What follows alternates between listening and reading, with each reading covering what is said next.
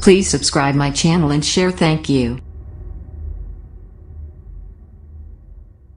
اللہ علیہ وسلم کی ذات گرامی پر کہ آپ تنہے تنہا اور اکیلے، اور ایک برائی نہیں تھی. ہمارے یہاں ہزاروں برائیاں ہیں تو ایک برائی ہم ختم نہیں کر پا رہے ہیں، اور وہاں ہزاروں برائیاں تھیں. محمد رسول اللہ صلی اللہ علیہ وسلم نے کتنی محنت کی ہوگی کہ شراب کی نالیوں میں بہہ گئی، جوا چھوٹ گیا، حرام شادیاں روک دی، 360 خانے کعبہ میں رکھے ہوئے بت کہ حضرت علی کے کاندھوں پر سوار ہو کر آپ گراتے جا رہے تھے اور کہتے جا رہے تھے، ایک ایک بت کو گراتے جاتے تھے اور کہتے جاتے تھے کہ جاء الحق وزهق الباطل ان الباطل كان زهوقا. حق آ گیا اور باطل مٹ گیا، اور باطل تو مٹنے ہی والا تھا.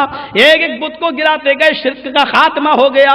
شراب، جب آپ نے حرمت کا اعلان کیا شراب کا، تو ایسی شراب نالیوں میں بہتی ہے کہ انسائکلوپیڈیا برٹانیکا کا رائٹر، کرسچن رائٹر، اپنی کتاب کے اندر لکھتا ہے کہ ایسے نالیوں میں شراب بہ رہی تھی جیسے کہیں پانی کا سیلاب آ گیا ہو، کہیں باندھ ٹوٹ گیا ہو، کہیں سمندر پھٹ گیا ہو. اور پانی جس طریقے سے باڑھ آتی ہے، سیلاب گاؤں کو ڈبو دیتے ہیں، اس طریقے سے شراب نالیوں سے نکل کر سڑکوں کے اوپر بہ رہی تھی. ایسے شراب بہ رہی تھی، یعنی اتنا زیادہ نبی اکرم کی آواز پر لبیک کہا گیا. آج گورنمنٹ چیخ رہی ہے cigarette smoking is injurious to health, cigarette نقصان دہ ہے، لیکن کس نے مانا؟ کون اس کو؟ مولوی صاحب دوسرے کیا مانیں گے، ملا مولوی خود پیتے ہیں. تو کیا وہ ملا مولوی کوئی دلیل ہے یار؟ پتہ نہیں لوگ کیوں ایسا کہہ دیتے ہیں کہ مولوی صاحب ایسا کر رہے ہیں. تو مولوی صاحب ٹی وی آپ اپنے گھر میں کیوں؟ تو تم لگائے ہو ٹی وی، تو مولوی صاحب لگاتے ہیں ٹی وی. تو یہ مولانا کوئی دلیل ہے؟ ارے مولوی جہنم میں بھی تو جائے گا سب سے پہلے. تو آپ ساری حدیثیں وہ کیوں نہیں آپ اپنے سامنے رکھتے؟ پتہ نہیں لوگ کوئی بھی بات، ارے یار تھوڑا بڑے بڑے مولانا ایسا کر رہے ہیں یار، یہ کوئی دلیل نہیں ہے. آج سعودی عرب کے اندر کون سا ایسا کام ہے جو نہیں ہوتا، جو آپ کے ہندوستان میں ہو رہا ہو سعودیہ میں نہیں ہو رہا؟ سعودیہ ہمارے لیے دلیل نہیں ہے. ہمارے لیے دلیل رب کا قرآن اور محمد رسول اللہ کا فرمان، یہ چیز ہمارے لیے دلیل ہے، یہ چیز ہمارے لیے دلیل ہے، اور ہمیں اسی دلیل کو ماننا ہے. ہمارے لیے اور کوئی دلیل نہیں ہے، کوئی دلیل نہیں. کل ہم نے حضرت عمر فاروق والا واقعہ سنایا تھا آپ کو، کہا تھا کہ اگر میں قرآن و حدیث کے خلاف کوئی کام کرنے کے لیے کہوں تو تم میرا کیا کرو گے؟ تو ایک نوجوان اٹھاؤ کہنے لگا عمر تیری تلوار چھین کر تیری ہی گردن اڑا دیں گے. تصور کیجئے کہ کیسی بہادری تھی اور کیسا جرأت مندانہ قدم تھا یہ کہ تیری تلوار چھین کر تیری گردن اڑا دیں گے. اور آج لوگ حساب و کتاب کے نام سے پتہ نہیں چڑھتے کیوں ہیں. حضرت عمر فاروق کے چہرے پر نظر ڈالو، منبر پہ کھڑے ہیں، الحمدللہ نحمدہ ونستعینہ ونستغفرہ. ایک نوجوان اٹھا کہتا عمر ابھی خطبہ دینا شروع مت کر، ابھی پہلے میرے سوال کا جواب دے. کہا کیا ہے سوال؟ اے نوجوان جلدی سوال بتا. کہا عمر تیرے جسم کے اوپر یہ نیا کرتا یہ قمیض جو میں دیکھ رہا ہوں یہ کہاں سے آیا؟ پہلے اس بات کا حساب دے. آئے عمر یہ نیا کرتا نئی قمیض جو تو پہن کے آیا پہلے اس کا حساب دے، یہ کہاں سے آئی؟ حضرت عمر نے کہا وہ میرے بیٹے اٹھو ذرا اس آدمی کو، اس نوجوان کو صفائی پیش کرو کہ یہ قمیض یہ کرتا کہاں سے آیا؟ کہنے لگا بیت المال سے ایک چادر سب کو ملی تھی، ایک چادر میرے باپ کو بھی ملی تھی، اسی چادر کا میرے باپ نے کرتا بنا لیا، قمیض بنا لی. اے نوجوان دل کو سکون ملا تب تو میں خطبہ دوں، مطمئن نہیں ہوا تو محمد صلی اللہ علیہ وسلم کے منبر پہ قدم رکھنے کی عمر کو جرأت نہیں. بتا دل مطمئن ہوا یا نہیں؟ کہنے لگا نہیں. اے عمر ابھی میرا دل مطمئن نہیں ہوا، کیونکہ ایک چادر تو مجھے بھی ملی، ایک چادر تمہیں بھی ملی. جب ایک چادر میں میرا کرتا میری قمیض نہیں بنی، تو سب سے زیادہ لمبا، سب سے زیادہ چوڑا، سب سے زیادہ تو کشادہ ہے، تیرا ایک چادر میں قمیض کرتا کیسے بن گیا؟ وہ لڑکا پھر اٹھا حضرت عمر کا کہنے لگا ایک چادر مجھے بھی ملی تھی، ایک چادر میرے باپ کو بھی ملی تھی، میرے باپ کے قمیص میں 12 پیوند لگے ہوتے تھے، مجھے برا لگتا تھا تو میں نے اپنی چادر بھی اپنے باپ کو دے دی، میری اور اپنی دونوں چادریں ملا کر میرے باپ نے قمیص بنا لی. نوجوان بیٹھ گیا، کہتا عمر میرا دل مطمئن ہو گیا، میرے دل کو سکون مل گیا. عمر فاروق نے اسی منبر پہ کھڑے ہو کر اس کے لیے دعا دی، اللہ ایسے نوجوان جب تک رہیں گے عمر مسلمانوں کی امانت میں خیانت نہیں کر سکتا، عمر مسلمانوں کی امانت میں خیانت نہیں کر پائے گا. یہ لڑکا ہم کو بہت ڈسٹرب کر رہا ہے یار، ہر بار اس کو ہٹاؤ تو وہاں لے جاؤ، بہت ڈسٹرب کر رہا ہے اور بہت دیر سے ڈسٹرب کر رہا ہے.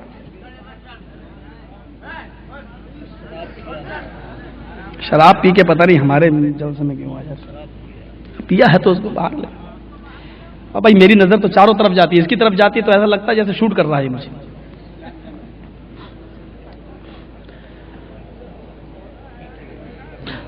ہاں تو میں کہہ یہ رہا تھا کہ یہ تھا معاملہ. تصور کیجئے کہ حالات کس طریقے کے تھے عرب کی سرزمین پر. اس طریقے کے کام نہیں ہوتے تھے وہاں پر. امیر تھا تو وہ ذمہ دار تھا، اور ایک ایک چیز کی ذمہ داری، رات کی تاریکیوں میں گشت لگانا اور رات کی تاریکیوں میں سیر کرنا اور رات کی تاریکیوں میں جا جا کر غریبوں کا حال دیکھنا، یہ کوئی معمولی بات نہیں ہے، کوئی معمولی بات نہیں ہے میرے بھائیوں. خصائص علامہ سیوطی کی ایک مشہور کتاب ہے، اس کے اندر ایک واقعہ نقل کیا گیا حضرت عمر فاروق رضی اللہ تعالیٰ عنہ کے تعلق سے. رات میں نکلے گشت کرتے ہوئے تو ایک آدمی کو دیکھا کہ وہ باہر اپنی جھونپڑی کے باہر رو رہا ہے.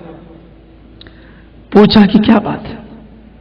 تو کہتا ہے چل چل چل جا، میری مصیبت جو مجھ پر گری ہے تو کیا جانے. حضرت عمر بیٹھ گئے، تسلی دینے لگے. بتاؤ تو صحیح بات کیا ہے. اس کو معلوم نہیں کہ میرے سامنے جو بیٹھا ہے وہ عمر ہے، معلوم نہیں کہ امیر المومنین ہے. کہا بات کیا ہے؟ کہا نہیں جاؤ تم، جاؤ جاؤ، میری مصیبت بس مجھے سزا مل رہی، میں اپنے ہاتھ کسی اور کو نہیں دینا چاہتا ہوں، آپ جائیے. کہا میں نہیں جاؤں گا جب تک تو اپنی پریشانی نہیں بتائے گا. شیئر کرنا چاہتا ہوں میں اپنی پریشانی تمہارے غم کو، بتاؤ تو کیا ہے، اپنے ساتھ بانٹنا چاہتا ہوں تمہارا. کہا نہیں بانٹ سکتے ہو میرے اوپر جو پہاڑ ٹوٹا ہے، نہیں مدد کر سکتے ہو تم میری. کہا کیا بات ہے، بات تو کہو. کہنے لگا میں تمہیں جانتا تو نہیں ہوں لیکن تمہاری ہمدردی دیکھ کر مجھے لگتا ہے کہ تم میرا یہ راز کسی کو ظاہر نہ کرو گے. کہا ٹھیک ہے بتاؤ کیا بات ہے.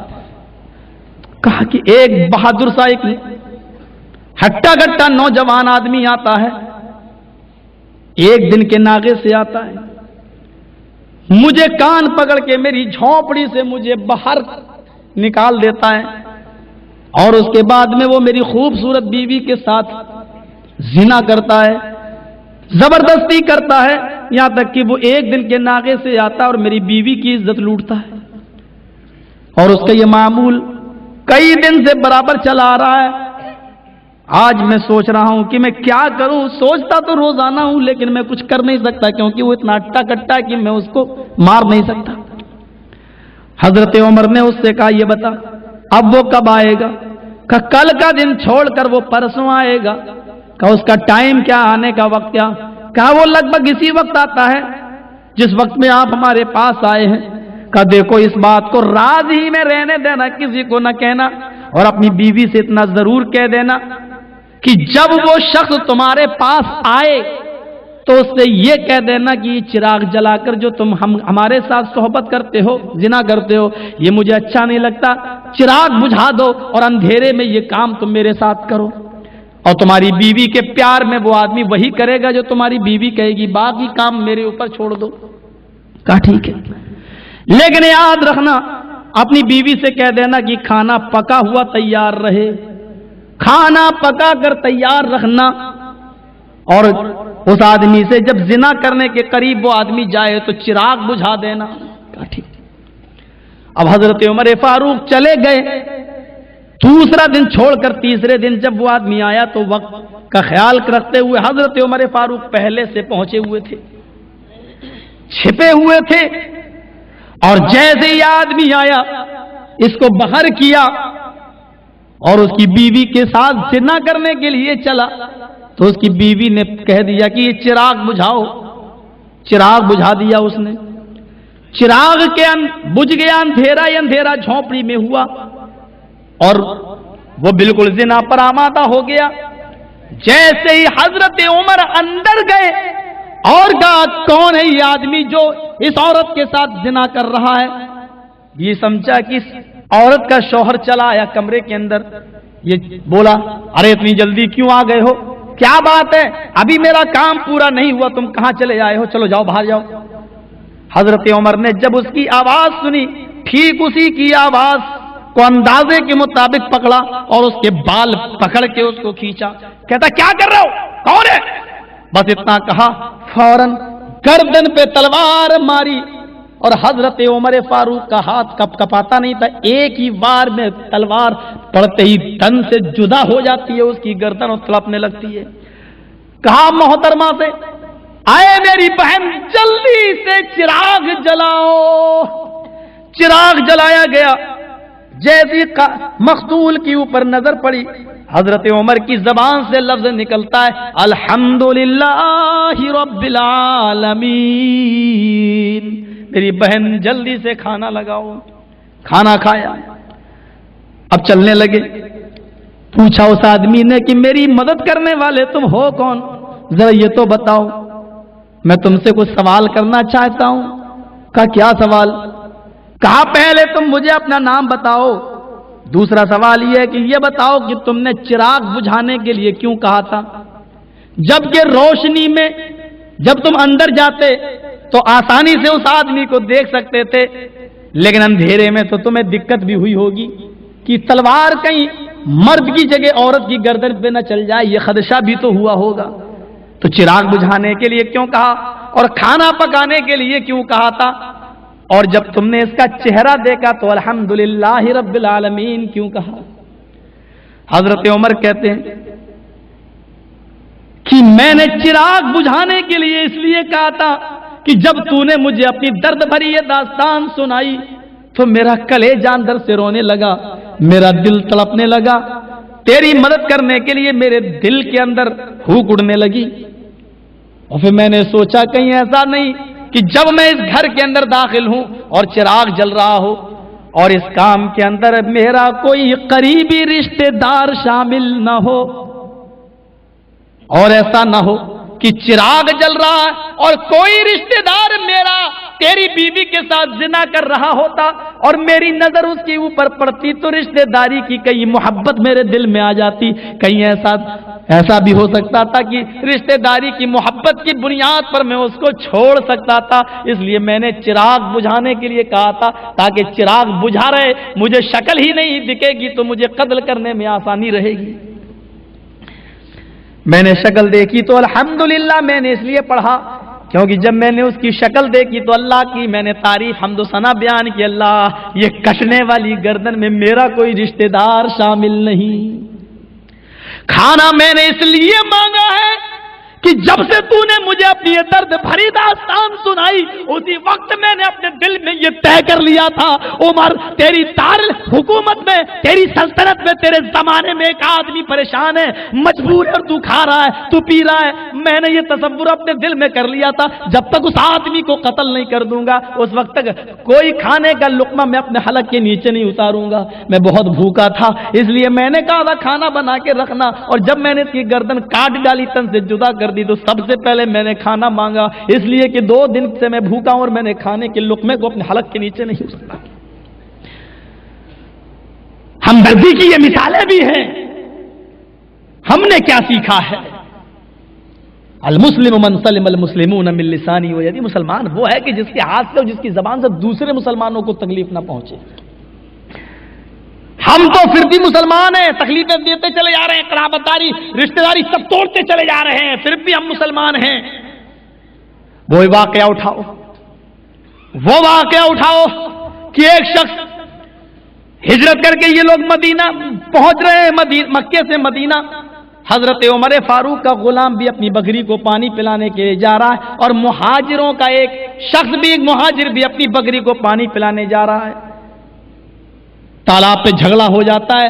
مہاجر کہتا ہے پہلے میں اپنی بکری کو پانی پلاؤں گا، اور عمر فاروق کا غلام کہتا ہے کہ پہلے میں پانی پلاؤں گا کیونکہ یہ پانی یہ گھاٹ یہ تالاب میرے مالک کا ہے.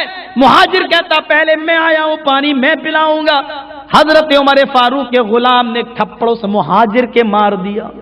وہ یہاں سے چیخا یا اہل المہاجر، آئے مہاجروں میری مدد کے لیے نکلو. وہ یہاں سے چیخا یا اہل الانصار. چھوٹا سا 9-10 سال کا بچہ یہ منظر دیکھ رہا تھا، بھاگتے ہوئے گیا. اللہ کے نبی مسجد میں قرآن کی تلاوت میں مصروف تھے.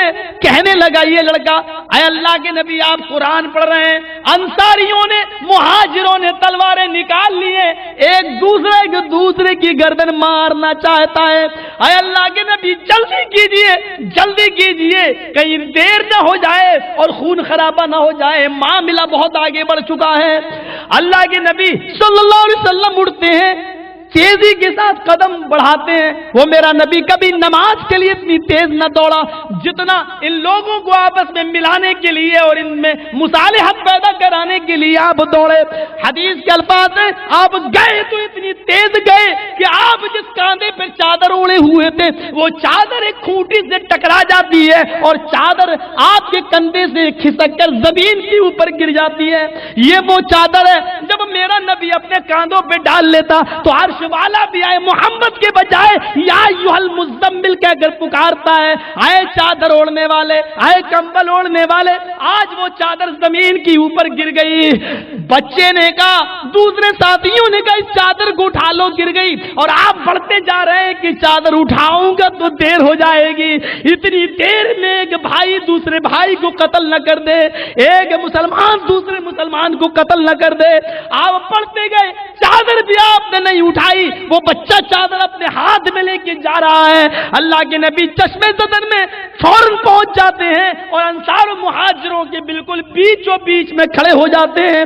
صحابہ کی نظریں محمد کے نورانی چہرے پہ پڑی, اس خوبصورت چہرے پہ پڑی جس خوبصورت چہرے کو دیکھ کر کبھی حسان ابن ثابت نے کہا تھا وَأَحْسَنُ مِنْكَ لَمْ تَرَقَتُ عَيْنِي وَأَجْمَلُ مِنْكَ لَمْ تَلِدِ النِّسَاء. اے میرے حبیب, آپ اتنے خوبصورت ہیں کہ میری آنکھوں نے آپ سے زیادہ حسین کسی کو نہیں دیکھا. آپ اتنے خوبصورت ہیں کہ میری آنکھوں نے آپ سے زیادہ جمیل کسی کو نہیں دیکھا. آپ اتنے حسین ہیں کہ دنیا کی کسی عورت نے آپ سے زیادہ خوبصورت بیٹا بچہ پیدا ہی نہیں کیا. یہ خوبصورت چہرہ صحابہ کی آنکھوں کے سامنے آ گیا. بیچ میں محمد رسول اللہ کھڑے ہیں, ننگے کاندھے ہیں, پیٹھ خالی ہے, آپ کے جسم پر کپڑا نہیں ہے, صرف آپ کی لنگی بندھی ہوئی ہے اور جسم آپ کا اوپر کا حصہ آپ کا کمبل اور چادر سے آ رہی ہے. اس حال میں نظر پڑی, وہ میرے نبی کو دیکھ کر صحابہ پریشان ہیں. آپ نے کہا تلواریں ہاتھ میں لو, اور ایک دوسرے کو مارنے کا پلان بنا چکا ہے, منصوبہ کر چکا ہے. ہم نے ایک کرنے کے لیے 13 سال کی محنت کی اور تم نے آپس میں ایک دوسرے کو مارنے کے لیے تلواریں اٹھا لی. کہا اللہ کے نبی ہٹ جائیے آپ راستے سے. ان لوگوں نے یہ مہاجر مکے سے آئے مدینے والوں پر حملہ کرے, یہ ہمیں چڑھائیں, ہمیں مارے, اور مہاجر اور انصار یہ مہاجر مکے سے آنے لگے اور ہم ہی کو آنکھیں دکھانے لگے.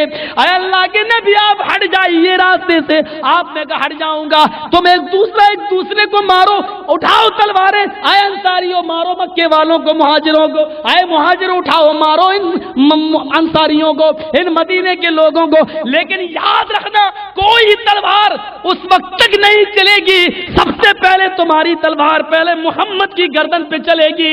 میرے جیتے جی اور میری زندگی میں کوئی کسی کو نہیں مار سکتا. اگر تم ایک دوسرے کو مارنا چاہتے ہو تو سب سے پہلے یہ تلوار محمد کی گردن پہ چلاؤ.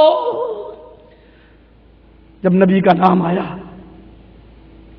انصاریوں نے تلواریں پھینک دی, مہاجروں نے بھی پھینک دی, اور فوراً نبی کے کہنے کی ضرورت بھی نہیں پڑی, آپس میں ایک دوسرے سے گلے مل لیا. یہ ہے تلواروں کے سایوں میں میرے نبی پہنچے, جبکہ غصے کا عالم کچھ اور بھی ہو سکتا تھا, کیونکہ غصہ انسان کے دماغ کو خراب کر دیتا ہے, وہ کچھ بھی ہو سکتا تھا. میرا نبی تو پتھر کھا کھا کر لوگوں کو ملائے, آج ہمارے مولوی مرغے کھا کھا کر لڑائیں. دونوں باتیں ہوتی ہیں, یہ بڑے عجیب معاملات ہیں.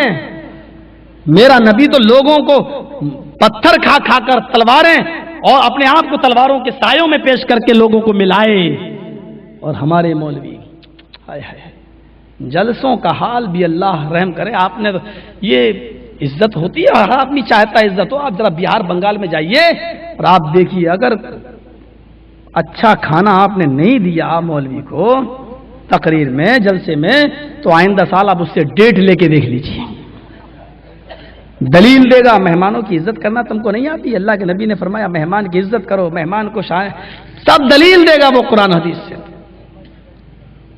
پکا کے دیکھ لیجیے آپ, اور ایک دن کھلا دیجیے. آپ کھلاتے ہی ہو, مرغ, مسلم, بریانی, سب رکھ دو آئٹم, پھر دیکھیے مولوی کی دعائیں. جتنے لمبے آئٹم ہوں گے اتنی لمبی دعائیں ہوں گی. بسم اللہ کہہ کے چلتا ہے, ہاں کھاتا جائے گا الحمدللہ, بیچ میں بھی کہے گا الحمدللہ. اللہ پکانے والی کو جنت دے، کتنا لذیذ کھانا بنایا الحمدللہ۔ اور ایک دن آپ ایک بھی گوشت کی بوٹی مت رکھیے، سرسوں کا ساگ، پالک، میتھی، یہ سب اٹھا کے رکھ دیجئے، اور اس کے بعد میں دیکھیے مولوی کا آدھا پیٹ تو کھانا دیکھتے ہی بھر جائے گا، اب رہ گیا آدھا پیٹ تو کہے گا ہر لقمہ کھاتے ہوئے اب اس کے منہ سے الحمدللہ نہیں نکلے گی، دل میں اندر ہی اندر نکلے گی انا للہ انا للہ۔ یہ کون سا کھانا دے رہی انا للہ؟ یہ حالات ہم نے قسم خدا کی میرے پرکھے ہوئے حالات ہیں، اس لیے میں بتا رہا ہوں۔ بہار کی سرزمین پر میں نے دیکھا آدمی بیچارے مانگ کہتے رہے مولوی صاحب ٹائم دے دو دے دو، ایک آدمی سے، اور اس نے اسی بات پر بضد تھا، جبکہ اس موقع پر گوشت وہاں نہیں ہو سکتا تھا کیونکہ حالات تھوڑا ہندو مسلمانوں کے درمیان کچھ کشیدہ ہو گئے تھے، وہاں نہیں ہو سکتا تھا گوشت، کسی چیز کا گوشت نہیں ہو سکتا تھا، اور اس دن اس نے بضد نہیں میں نہیں دے سکتا، تم نے پہلے مجھے بہت جو ہے میرے ساتھ میری مہمان نوازی آپ نے اچھی طریقے سے نہیں کی ہے۔ آج بھی ایک دو مولوی ایسے ہیں جن کی تقریر کی فیس کے علاوہ کھانے کی فیس یہ ہے کہ 2 کلو منگور مچھلی ہونی چاہیے میرے ساتھ، وہ بھی فرائی شوربے والی نہیں۔ پتہ نہیں ان لوگوں کے پیٹ ہے یا انڈیا گیٹ، اللہ بہتر جانے گی کیا کرتے ہیں، جب تک یہ کھلاؤ گے نہیں وہ بول نہیں پاتے ہیں۔ ابھی حالات اس طریقے کے تنگ کر دیے، مولوی ہے ایسا، میں نام نہیں لوں گا، بڑی مبارک ہستی ہے وہ، اور بڑی بحثیں ہوتی ہیں میری بہار میں، اس کے ساتھ بڑی چکروں کا زمانہ بہت، جس نے مجھے ماں کی گالی دی ہے، نام سمجھ گئے ہوں گے آپ، کیسٹیں سنی ہوئی ہوگی اس نے مجھ کو کہا ہے تقریر کے درمیان، تقریر کے اندر کہا اللہ جانے اس جرجسوا کو جرجسوا کی ماں نے کس راستے سے پیدا کیا، کیسٹ ہے اس کی ہمارے پاس۔ یہ مولویوں کے الفاظ ہیں، مولویوں کے۔ میرے بھائیوں، میں کہنا یہ چاہتا تھا آپ سے کہ اللہ کے نبی صلی اللہ علیہ وسلم ساری انسانیت کے لیے آئے، اور جتنی ہمدردی اور جتنی انسانیت کا درس نبی اکرم نے دیا، کوئی بھی میدان ہو، شادی کا معاملہ ہو، یتیموں کے ساتھ حسن سلوک کا معاملہ ہو، بیواؤں کے ساتھ حسن سلوک کا معاملہ ہو، پڑوسیوں کے ساتھ حسن سلوک کا معاملہ ہو، جانوروں کے ساتھ حسن سلوک کا معاملہ ہو، کائنات کا کوئی بھی ڈپارٹمنٹ ہو، محمد رسول اللہ کی سیرت کہیں خالی نظر نہیں آئے گی۔ آپ دیکھیے محمد کا نام اگیان ہے تو کرت موہ بدان دھیکارم ناشم، محمد آتے ہی سارے اندھیرے کو ناش کر دیں گے، محمد کے آتے ہی سارا اندھیرا مٹ جائے گا، سارے اندھیرے کا محمد رسول اللہ صلی اللہ علیہ وسلم ناش کر دیں گے، سارا اندھیرا ختم ہو جائے گا۔ اب آئیے محمد، اور اب احمد کا نام، احمد کا نام بھی وید میں ایک جگہ آیا ہے، احمد پتشپری میدھا مرتسیہ جگرب اہم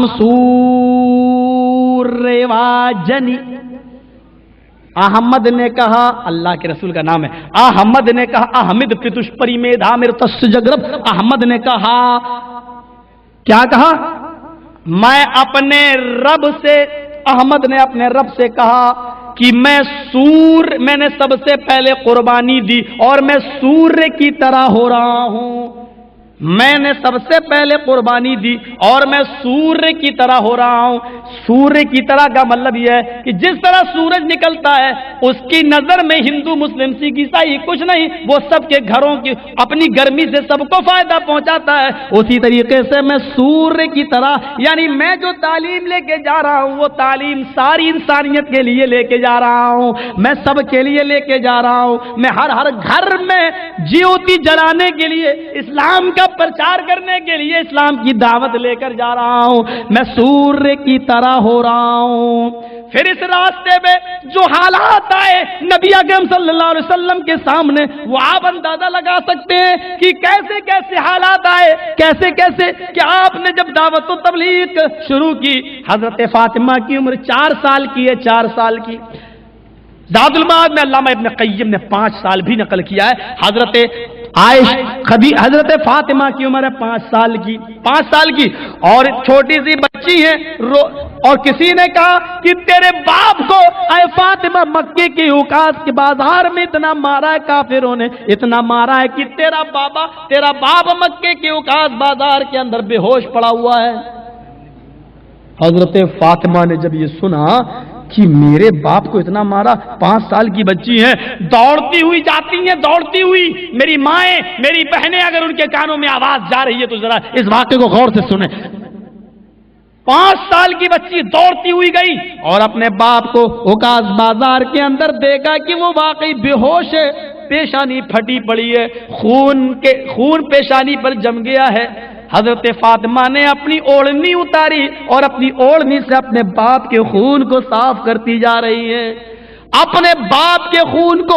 میری مائیں غور کریں، 5 سال کی بچی نے اپنے سر کی اوڑھنی اتاری، حالانکہ ابھی پردہ فرض نہیں ہوا تھا، اور 5 سال کی بچی کیا جانے کہ پردہ کیا ہے، لیکن پھر بھی اپنے سر کی اوڑھنی اتار رہی ہے۔ یعنی اس حال میں کہ پردہ فرض نہیں، پھر بھی شرم و حیا کا عالم یہ ہے کہ 5 سال کی پھر بھی اوڑھنی۔ میری بہنوں، میری ماؤں، تمہاری عمر تو 18 اور 20 سال عین جوانی کے عالم میں ہو تم، اور اس کے باوجود سروں پہ دوپٹہ رکھنا، سروں پہ اوڑھنی اوڑھنا تم معیوب سمجھتی ہو، کہتی ہو یہ آج کے موجودہ دور کے فیشن کے خلاف ہے، اور کاندھوں پہ دوپٹہ ڈال کے سر کے بال کھول کے چلتی ہو۔ کیا تم نے سفر معراج میں نبی کا وہ واقعہ نہ سنا کہ جب اللہ کے نبی کو معراج ہوئی اور آپ کو جہنم کا ایک نقشہ دکھائی دیا، تو اس میں آپ نے کچھ عورتوں کو اس حال میں بھی دیکھا کہ کچھ عورتوں کو سروں کے بال کے لٹکا دیا گیا ہے، اور ان کے ہاتھ پیچھے سے باندھ دیے گئے ہیں، اور ان کے دونوں سینوں میں، ان کے دونوں پستانوں میں تکوے ڈال دیے گئے ہیں، تکوے سلائی داخل کر دی گئی، اور وہ چیخ رہی ہیں، ہاتھ پیچھے سے بندھے ہیں، بال درخت کے اوپر لٹکے ہوئے ہیں، بالوں کے بل لٹکی ہوئی ہے، اور سینوں میں پستانوں میں ہنسیے تکوے ڈال دیے گئے، سلائیاں ڈال دی گئی ہیں۔ پوچھا من ہؤلاء یا جبرائیل، اے جبرائیل یہ کون عورتیں؟ فرمایا جبرائیل نے، اے اللہ کے نبی یہ وہ عورتیں جو دنیا کے اندر اپنے بالوں کو غیر مردوں سے چھپایا نہ کرتی تھی، اپنے بالوں کو غیر مردوں کے سامنے ظاہر کرتی تھی، ان کو دکھاتی تھی، ان کے بالوں کے فتنے سے نوجوان فتنے میں پڑ جایا کرتے تھے۔ اور یہ وہ لڑکیاں ہیں کہ جو اتنے چست اور اتنے ٹائٹ کپڑے پہنتی تھی کہ کپڑا پہننے کے باوجود ان کے سینے کا، ان کے پستانوں کا نشیب و فراز نمایاں ہوتا تھا، نظر آتا تھا۔ آج ان کو وہی سزا دی جا رہی ہے، آج اس کو اسی کی حیات سے سزا دی جا رہی ہے۔ یہ وہ عورتیں ہیں میرے پیاری ماں اور بہنوں، اس واقعے سے ذرا عبرت حاصل کرو، اس واقعے سے ذرا عبرت پکڑو۔ حضرت فاطمہ اوڑھنی اتارتی ہیں، کم سے کم 5 سال کی بچی کے تماچا کھانے سے بچو کہ 5 سال کی بچی اور اوڑھنی اوڑھے ہوئے ہے، اور اپنے سر کی اوڑھنی اتار کر اپنے ابو کے چہرے کو صاف کرتی جا رہی ہے، اور روتے ہوئے کہتی ہے اے مکے کے کافر ہو، تم نے میرے اس باپ کو مارا ہے جس نے آج تک کبھی جھوٹ نہیں بولا، تم نے میرے اس باپ کو مارا ہے جس نے آج تک کسی کو تکلیف نہیں پہنچائی، تم نے میرے اس باپ کو مارا ہے جس نے آج تک کبھی کسی کی امانت میں خیانت نہیں کی، تم نے میرے اس باپ کو مارا جس نے آج تک کبھی کسی کو گالی نہیں دی۔ یہ کہتی جا رہی ہیں اور روتی جا رہی ہیں، آنکھوں سے آنسو گرتے جا رہے ہیں۔ حضرت فاطمہ کی آنکھوں سے گرم گرم آنسو گرے جو نبی اکرم کے چہرے انور پہ پڑتے ہیں، نبی اکرم کے چہرے پہ جو آنسو گرے تو آنسوؤں کی گرماہٹ نے اب حیات کا کام کیا، وہ بے ہوش رسول کو ہوش آ گیا، اپنی بیٹی کو اپنے قریب دیکھا، بیٹی کی آنکھوں میں آنسو دیکھا، جیسے رسول نے اپنی بیٹی فاطمہ کی آنکھوں میں آنسو دیکھے تو آپ کے جو سر پھٹ گیا وہ تکلیف آپ بھول گئے، جو پتھر آپ کے جسموں پہ پڑے، بیٹی کی آنکھوں میں آنسو دیکھ کر آپ اپنی تکلیف بھول گئے، اور چیخ کر کہنے لگے اے کافرو، تم نے مجھے جتنا مارا، مجھے جتنا ستایا، مجھے اس سے اتنی تکلیف نہیں پہنچی جتنی تکلیف مجھے میری بیٹی کی آنکھوں میں آنسو دیکھ کر پہنچی ہے، یہ تکلیف تم نے میری بیٹی کو دی ہے، اگر تم مجھے نہ مارتے تو میری بیٹی کی آنکھوں میں آنسو نہ آتے، اور میرے بیٹی کی آنکھوں میں جو آنسو آئے وہ مجھے جو تکلیف پہنچی اس سے بھی بڑھ کر ہے۔ محمد صلی اللہ علیہ وسلم سب کچھ برداشت کر سکتا ہے لیکن اپنی بیٹی کی آنکھوں میں آنسو نہیں دیکھ سکتا۔ یہ حالات سے گزرے نبی اکرم صلی اللہ علیہ وسلم، جب پرچار کیا دھرم کا، کتنی تکلیفیں اٹھائی ہیں، تب جا کر آپ نے یہ برائیوں پہ کنٹرول کیا ہے۔ ہم سارے لوگ مل کر تو جہیز کی لعنت ختم نہیں کر پا رہے ہیں، ایک برائی معاشرے سے ختم نہیں کر پا رہے ہیں۔ تخیل کی شاہراہ پہ سوار ہو کے تھوڑی دیر کے لیے سوچئے کہ جوا مٹانا، شراب مٹانا اور برہنہ طواف عورتیں کرتی تھی اس کو ختم کرنا، خانہ کعبہ سے بتوں کو نکالنا، اور وہی جو جان کے دشمن تھے ان کو نبی اکرم نبی کی جان کی حفاظت کرنے والے وہی بن گئے، وہی جو نبی کے پیچھے دوڑتے تھے کہ اس کو قتل کر دیں جہاں مل جائیں، وہ نبی کے باڈی گارڈ بن گئے۔ یہ سارے لوگوں کا دل جیتنا کوئی معمولی بات نہیں ہے۔ آپ نے بہت پریشانیاں اٹھائی ہوں گی، اور جب تک پریشانیاں اٹھائے گا نہیں آدمی برائیوں پہ کنٹرول نہیں ہوگا۔ اسلام نے نیکی کرنے کا حکم دیا ہے، لیکن اس سے زیادہ برائیوں کو بند کرنے کا حکم دیا ہے، اور بہت تاکید کے ساتھ کہا ہے من را منکم منکرا فلیغیر بیدہ، اگر تم میں سے کوئی شخص اب کسی برائی کو اپنی آنکھوں سے دیکھے تو اس کو چاہیے کہ وہ اپنے ہاتھ سے دور کر دے، ہاتھ سے پہلے روکے، اور ہاتھ سے دور کرنے کی طاقت نہ ہو تو اس کو اپنی زبان سے روکے، اور زبان سے بھی جب روکنے کی طاقت نہ ہو تو اپنے دل سے برا جانے۔ چلیے، ایک آدمی 150 آدمی کی بارات لا رہا ہے، ہم زبان سے کہیں گے فتنہ ہوگا، لوگ کہیں چل یہ کیا مطلب مقررہ کرنے دے، تو کون ہوتا ہے؟ زبان سے اگر ہم ہاتھ سے روکتے ہیں تو فتنہ، زبان سے کہتے ہیں تو فتنہ، تو کم سے کم تیسرا ہی درجہ ہے ایمان کا، وہی اپنا لو، دل سے برا جانو، اور دل سے برا جاننے کا مطلب یہ ہے کہ کم سے کم تم تو شریک مت ہو اس میں۔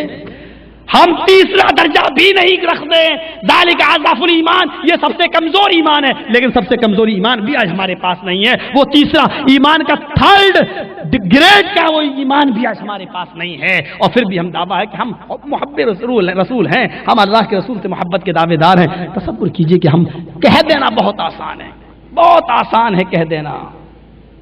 نبی اکرم صلی اللہ علیہ وسلم کے ساتھ یہ معاملات، اور یہ حکم کہ جب تم کسی برائی کو دیکھو تو اپنے ہاتھ سے روکو۔ حضرت عمر فاروق نے ایک آدمی کو دیکھا پیجامہ ٹخنے سے نیچے لٹک رہا ہے، حدیث ہے نا اللہ کے رسول کی، جس کا پیجامہ ٹخنے سے نیچے لٹک رہا ہوگا اللہ تعالیٰ قیامت کے دن اس کے اوپر نظر رحمت نہیں ڈالے گا۔ دو ہی نظریں، رحمت کی یا غضب کی؟ رحمت کی نظر نہیں ڈالے گا تو اس کا مطلب کیا ہوا؟ غضب کی نظر پڑے گی۔ حضرت عمر نے ایک آدمی کو دیکھا کہ پیجامہ ٹخنے سے نیچے پہنے ہوئے ہیں، تو آپ نے چیختے ہوئے اس کو کہا، مسند احمد کے حدیث، مولوی صاحب بڑی بےہودہ باتیں کر رہے ہو، نہیں، ان اللہ لا یستحی من الحق، اللہ حق سے نہیں شرماتا۔ حضرت عمر نے اس آدمی کو، وہ چلا جا رہا اور ہم عمر فاروق دیکھ رہے ہیں اس کا پیجامہ لٹک رہا، کہا احائز انت، تجھے مہینہ آ رہا ہے کیا؟ مہینہ عورت کو آتا ہے؟ حضرت عمر فاروق نے اس سے کہا، مسند احمد جلد نمبر 6 کی روایت، احائز انت، کیا تجھے MC ہو رہی ہے؟ مہینہ آ رہا ہے تجھے؟ وہ پیچھے مڑ کے دیکھتا ہے کہ حضرت عمر کس کو کہہ رہے ہیں، یا کوئی عورت تو دکھائی نہیں دے رہی، چاروں طرف دیکھ، کہا کہ کس کو کہہ رہے ہیں امیر المومنین، یہاں کوئی عورت؟ کہا ارے انتا کہہ رہا ہوں، انتے نہیں، احائز انتا، تجھے کہہ رہا ہوں، کہ مجھے کہہ رہے ہیں کہ ہاں تجھ سے کہہ رہا ہوں، احائز انتا، کیا تجھے مہینہ آ رہا ہے؟ کہتا ہے کہ اب اس کا سوال دیکھیے کیا کہتا ہوں، حل یحیز الرجل یا امیر المومنین، اے امیر المومنین کیا مرد کو بھی مہینہ آتا ہے؟ کیا مرد کو بھی حیض آتا ہے؟ تو حضرت عمر کا سوال دیکھیے کیا کہتے ہیں حضرت عمر، کیا مرد بھی ٹخنے سے نیچے پیجامہ پہنتا ہے؟ یعنی ٹخنے سے نیچے شلوار یا پیجامہ پہننا یہ عورت کا کام ہے، جب تو عورت کا کام کر سکتا ہے تو مہینہ بھی عورت کا کام ہے، تو وہ بھی آ سکتا ہے تجھے۔ کس طریقے سے سمجھاتے تھے؟ اب آپ کہیں گے مولوی صاحب تو بڑی بےہودہ باتیں کر رہے ہیں، معاف کیجئے گا، جس کو کہنا ہو کہتے رہو، ہم نے تو وہ بات سنا دی ہے جو حضرت عائشہ فرماتی ہیں کہ اگر شرم و حیا میں نے کی ہوتی تو وہ اسلام تم تک نہیں پہنچتا جو پہنچا ہے، وہ اسلام تم تک نہیں پہنچتا جو پہنچا ہے۔ حضرت عمر نے کہا اپنے ساتھی سے جو آپ کے ساتھ چلا، جی بھی سکن، چھری لے کے آؤ۔ اب وہ کہتا چھری کا کیا کریں گے امیر المومنین؟ کہا تیرا پیجامہ کاٹوں گا۔ گھرس لیتا ہے، جیسے آج ہمارے ہاں ماحول چلتا ہے نا، نماز پڑھی تو اوپر کر لیا، ایسے اس نے بھی کر لیا۔ کل امیر المومنین دیکھیے میں نے اوپر کر لیا، گھر جا کے کاٹ لوں گا، چھوٹا کر دوں گا۔ کہا نہ، میں اپنے ہاتھ سے کروں۔ چھری آ گئی، کہا امیر المومنین میں نے کر تو لیا ہے اوپر، وہ وہاں جا کے کاٹ لوں گا، اپنے گھر پہ چھوٹا کر لوں گا۔ کہا یہ تم کہہ رہے ہو، اللہ کے رسول نے فرمایا کہ جب تم کسی برائی کو دیکھو تو پہلے تم اپنے ہاتھ سے دور کرو۔ میرے اندر طاقت ہے اپنے ہاتھ سے دور کرنے کی، اس لیے کہ میں امیر ہوں اور میں اپنے ہاتھ سے دور کر کے ثواب میں لینا چاہتا ہوں، ورنہ میری گرفت ہو جائے گی۔ پکڑا اور کاٹ دیا گھڑنے سے نیچے، چھوٹا جا اب کر لینا، صحیح جا کے کر۔ امیر المومنین نہیں بخشتے تھے کسی کو، ان کی نظر میں سب سے ہلکی سزا یہ ہوتی تھی کہ کسی کو بس قتل کر دیا جائے، قتل۔ اور شمائل ترمذی کی روایت ہے، کچھ کلام ہے اس روایت میں کہ اللہ کے رسول نے کبھی کہا تھا حضرت عمر سے، عمر تم تلوار نکالنے میں بہت جلدی کرتے ہو، اتنی جلدی مت کیا کرو۔ کہا کیوں؟ اللہ کے رسول کوئی ناجائز چیز ہم سے دیکھی نہیں جاتی۔ فرمایا عمر جب تم میاں سے تلوار اپنے ہاتھ میں نکال لیتے ہو تو محمد آسمان کی پیشانی پہ پسینہ دیکھ لیتا ہے صلی اللہ علیہ وسلم۔ تصور کیجیے حضرت عمر فاروق کا معاملہ کیا معاملہ تھا، واقعات پڑھیے حضرت عمر فاروق کے تو دہل جاتا ہے انسان۔ وہ جس کے بارے میں کسی شاعر نے کہا تھا، ہو حلقہ یارا تو بریشم کی طرح نرم، رزم حق و باطل ہو تو فولاد ہے مومن۔ اگر سختی کا معاملہ آتا تو عمر سے بڑا فولادی کوئی نہیں، اور نرمی کا معاملہ آتا تو اتنا نرم کہ ایک عورت کہتی ہے کہ اس ہانڈی میں پانی کھول رہا ہے اور اس میں پتھر میں نے ڈال دیے ہیں تاکہ بچے یہ سمجھیں کہ کھانا پک رہا ہے اور سو جائیں۔ آئے میرے بھائی، قیامت کے دن میں عمر کا گریبان پکڑوں گی، کیونکہ وہ امیر ہے لوگوں کا، جب اپنی رعایا کی خدمت نہیں کر سکتا اور اس کی نگرانی نہیں کر سکتا، ان کے گھروں کے بھوکمری کا حال نہیں دیکھ سکتا، تو اس کو امیر بننے کا کوئی حق نہیں۔ قیامت کے دن میرا بوجھ کون اٹھائے گا؟ اس عورت نے مجھ سے کہا ہے کہ میں قیامت کے دن عمر کا گریبان پکڑوں گی، آج تو میرا بوجھ اٹھا سکتا ہے لیکن قیامت کے دن میرا بوجھ کون اٹھائے گا؟ یہ اندر گئے، اپنے ہاتھ سے روٹی پکائی، تیار کیا، بچوں کو کھلایا، عورت سے کہا تم بھی کھاؤ، پھر خود آپ نے بھی کھایا۔ وہ چیخ پڑی، امیر المومنین تو دنیا کو چاہیے تھا کہ وہ آپ کو بنایا، آپ اس کے لائق ہیں، پتہ نہیں عمر کے اندر کیا دیکھا جو اس کو امیر المومنین بنا دیا۔ میرے بھائی اپنا نام تو بتا دو۔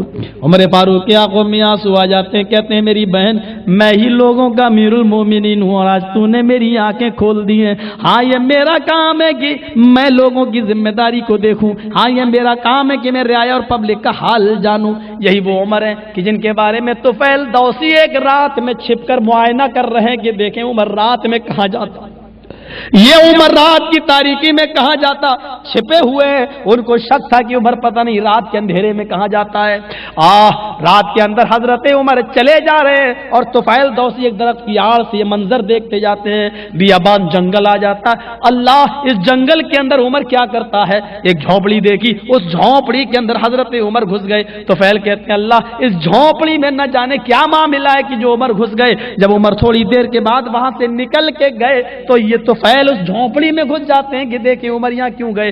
جب دیکھتے ہیں حضرت عمر کہ اس جھونپڑی کے اندر ایک بوڑھی عورت بیٹھی ہوئی ہے جس کے منہ میں دانت نہیں ہے، جو آنکھوں سے اندھی ہے، ہاتھوں سے کوڑی ہے، پیروں سے لنگڑی ہے۔ اس حال میں دیکھ کر طفیل دوسی کہتے ہیں کہ اماں یہ ابھی نوجوان جو آیا تھا یہ کون تھا؟ کہا بیٹا یہ 4 سال سے میرے پاس آ رہا ہے اور مجھے ابھی تک نہیں معلوم کہ یہ کون ہے۔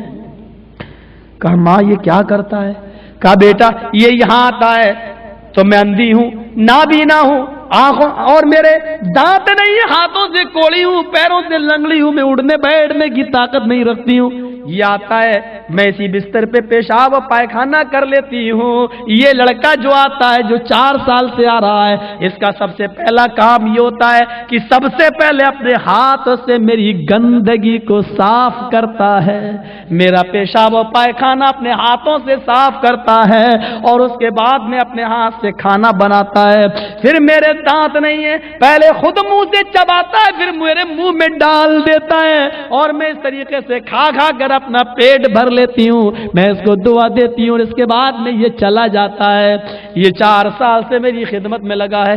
اماں جانتی ہو یہ کون ہے؟ کہ نہیں، میں اس سے نام پوچھتی ہوں تو کہتا ہے کہ میں تیرا بیٹا ہوں، کچھ نہیں بس۔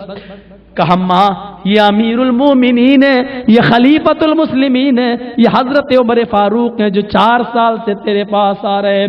چیخ پڑتی ہے امیر المومنین میری خدمت کرنے آتے ہیں۔ کہاں اللہ یہ کیا ہے؟ امیر المومنین مومنوں کا امیر میری خدمت کرنے آتا ہے۔ ذرا تصور کیجئے اس مذہب کو لوگ بہت جلدی دہشت گردی سے جوڑ دیتے ہیں، آتنکواد سے اور ٹیررزم سے جوڑنے کی کوشش کرتے ہیں۔ ان کو بتاؤ کہ یہ ہمارے اسلاف کے کارنامے، ہمارے صحابہ کے اور ہمارے نبی محمد رسول اللہ صلی اللہ علیہ وسلم کے معاملات اس طریقے سے ہیں تاکہ ان کو بھی پتہ چلے۔ اور لوگوں اسلام کی خوبیاں بھی کبھی کبھی میڈیا میں دے دیا کرو، اسلام کی اچھائیوں کا بھی پرچار کر دیا کرو۔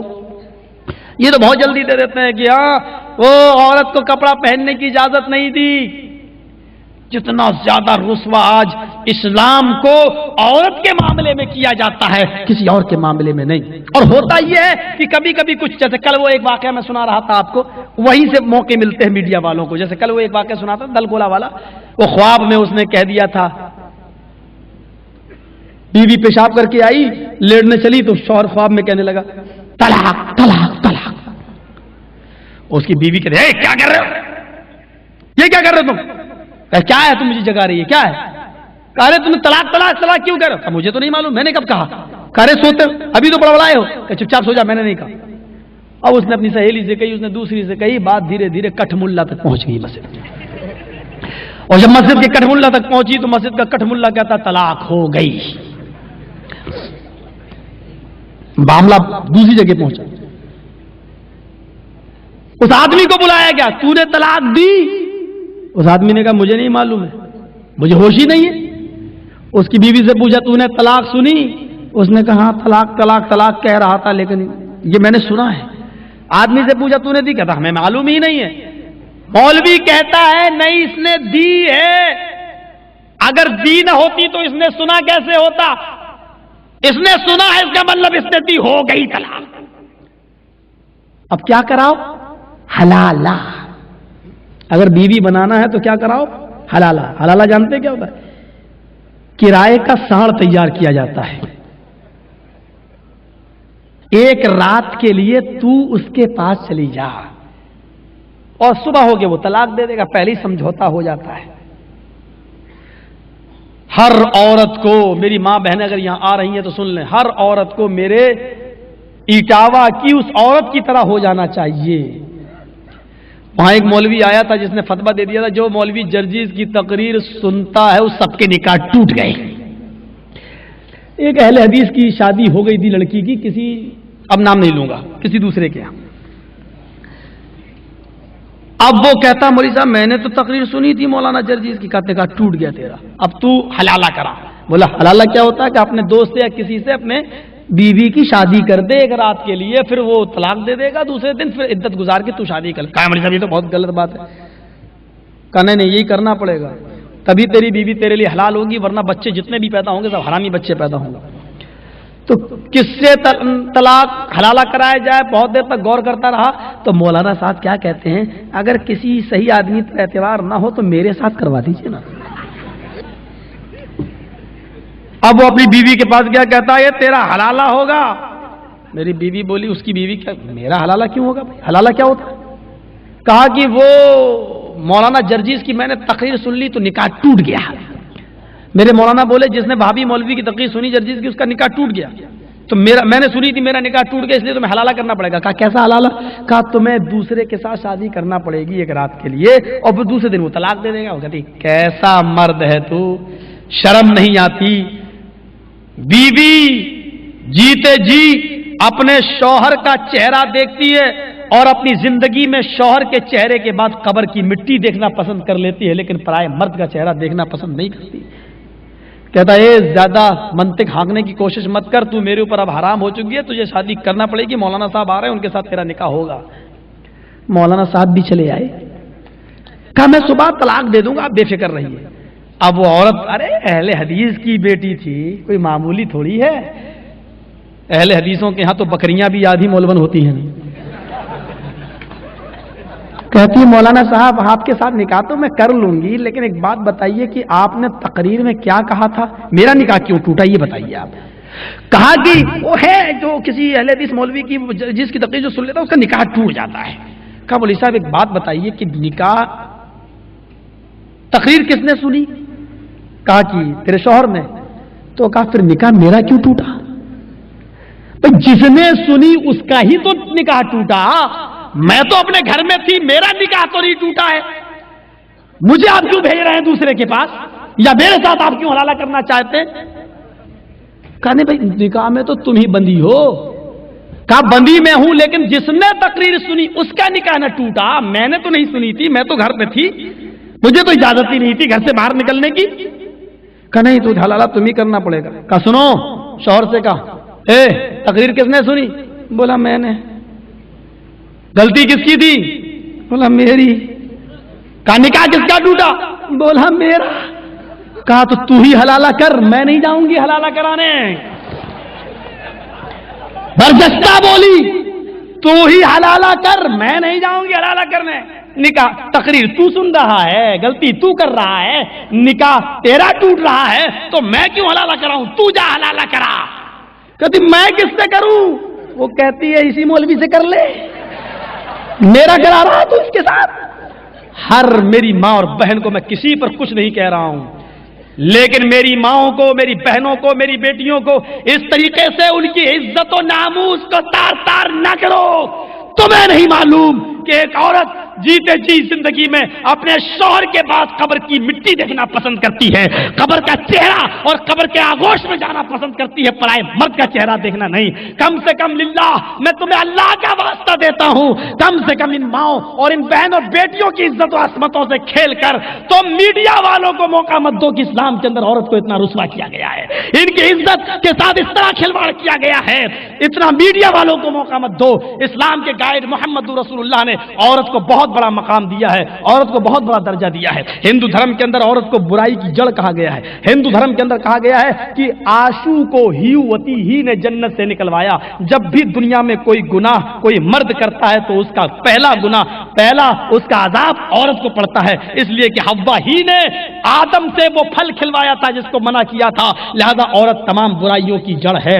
اور بائبل میں عیسائیوں کی کتاب میں لکھا ہے کہ عورت پریشانی اٹھانے کے لیے پیدا ہوئی ہے، لہذا جب عورت کی ولادت کا وقت آئے اور اس کا بچہ نارمل نہ ہو، ڈیلیوری نارمل نہ ہو اور آپریشن کا وقت آئے تو اس کو سن نہیں کرنا چاہیے، اس کو بے ہوش نہیں کرنا چاہیے، بلکہ حالت ہوش میں اس کا آپریشن کرنا چاہیے، کیونکہ عورت تکلیف اٹھانے کے لیے پیدا ہوئی ہے. یہ ہے کہ عورت ہی نے آدم سے ظلم کروایا تھا حوا نے، اور آدم کو جنت سے نکلوایا، یہ بائبل کہہ رہی ہے. لیکن اسلام کے گائیڈ کو اٹھاؤ اور اسلام کی تعلیم کو اٹھاؤ. حضرت آدم کو معلوم ہے کہ بیوی نے بھی کہہ دیا تھا ہاں چلو یہ ہمارا ہمدرد نظر آتا کھا لیتے ہیں، کیا ہے.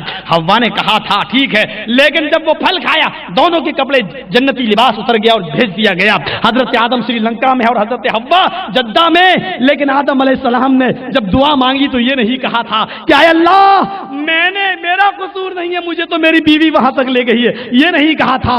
اسلام نے عورت کو یہ مقام دیا کہ آدم کی دعا میں یہ لفظ ہے ربنا ظلمنا انفسنا وان لم تغفر لنا وترحمنا لنكونن من الخاسرین. اے ہمارے رب، ہم دونوں نے اپنے نفس کے اوپر ظلم کیا ہے، ہم دونوں نے یہ ظلم کیا ہے.